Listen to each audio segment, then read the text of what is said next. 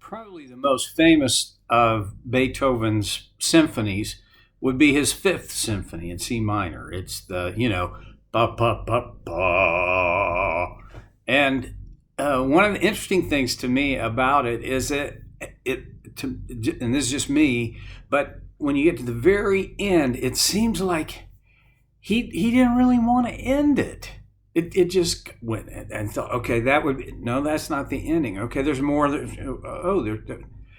Until he finally did bring it to an end. Uh, the ending of things, stuff you write and music, books.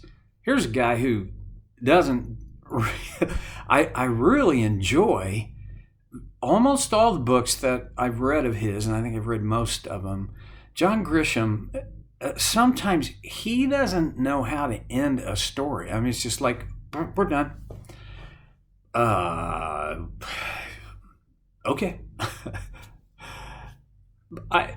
Finishing stuff. How do you bring it to a conclusion? Well, John in 3rd John, he has what I think is a great conclusion.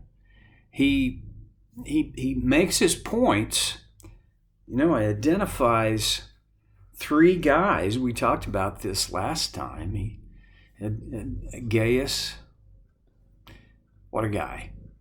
The either the host or leader or both of the church there, where John writes this letter as recipients. And then there was Diotrephes, who don't be like Diotrephes. He loved to be first. It's all about himself. Those people in that cut of cloth, they bring division. I think they blur the vision of God's grace for his church. And then Demetrius. We really only know his name and that he was well spoken of by everyone, and the truth itself. I don't know anything more. But that's enough, isn't it? And now he comes in verse 16, what we have. Oh, wait a second, in verse 13 of what we have. Of course, he didn't write in verses. He just wrote. And as a matter of fact, one of the interesting things about Greek in this era is it had no capitalization or punctuation. So I think it would be very difficult to speed read it. You had to infer the punctuation and the capitalization, the beginning and ending of sentences and so forth. Just a little thing to know. Verse 13. I have much to write you, but I do not want to do so with pen and ink. I hope to see you soon, and we will talk face to face.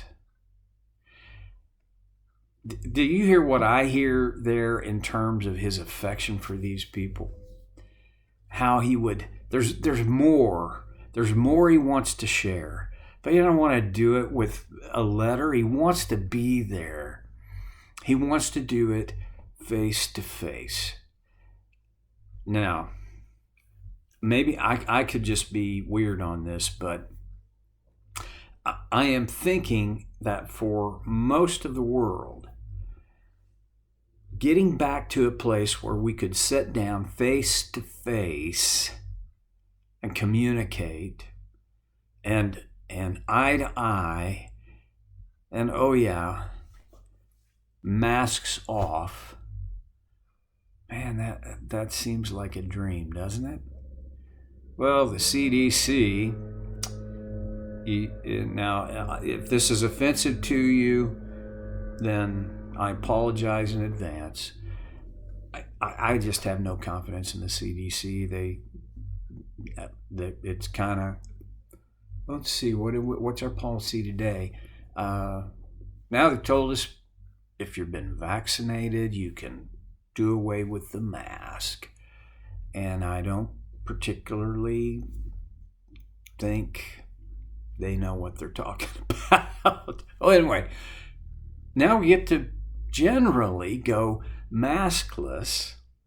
Oh, no, we don't. I just got back from a trip to see our kid Katie and her family up in Idaho. And, if you're in the airport and on an airplane, you got to wear a mask. Those are the most intense, and no, they're not really. But, well, anyway, okay. I know if you think I'm probably unpolitical, but I don't mean to be. I'm just saying, come on, can't we get back to real life? I want to see people face to face. John did too. There's more I want to say. There's more I want to tell you, but I want to sit down and see your beautiful faces. Well, this idea of connecting to communicate it's a fundamental idea. For God's family to be healthy, to be vibrant, to thrive, that kind of face-to-face, heart-to-heart communication is necessary. John felt it, and we do too, don't we? I'm not going to talk down or teach against virtual church, because there are some people, that's the only way they can do church. And I'm really grateful for the technologies that make it possible, and for the fact that if you're unable to gather physically with the church, you can still go to church through your technology. This is good. And yet there is this other thing about when you're able to be in the same building or room and see people face to face. There's just something different. And for me, as an introvert, well, I guess I'm kind of an ambivert, but the older I get, the more introverted I feel. But even me, I kind of like going to the church building, sitting down with the church as we're in one another's presence. There's something about it. What's the point of that? What's the point of seeing each other face to face? Well, I'm going to make a little side trip bunny trail here that may or may not, I don't think it's terrifically theological, and yet I think it has theological implications.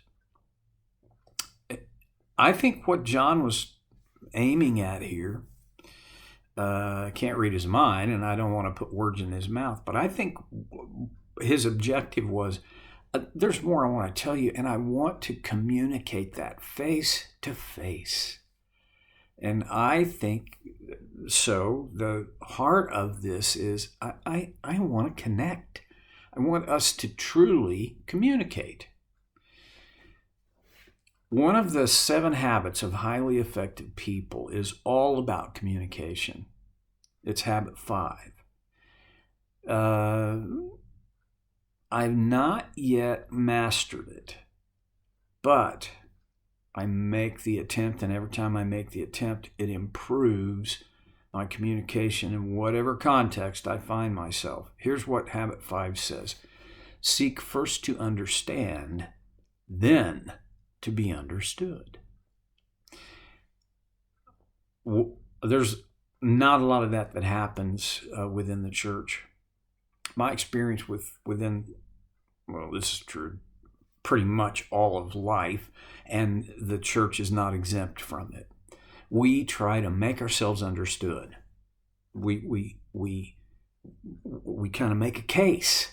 Here's what I'm thinking or feeling, or thinking and feeling, and I want you to understand it. Well, see, that's legitimate.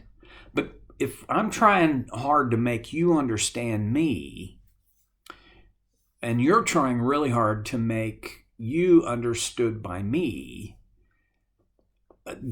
there's a missing piece in that exchange.